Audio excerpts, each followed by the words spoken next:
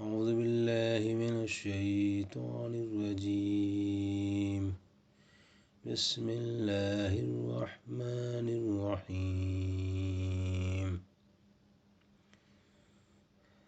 الذين أحسنوا في هذه الدنيا حسنة ولدار الآخرة خیر.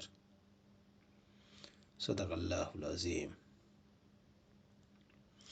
میرے دوستوں، میرے عزیز ساتھیوں، السلام علیکم ورحمۃ اللہ وبرکاتہ. ابھی میں نے قرآن کی ایک آیت کی تلاوت کی ہے.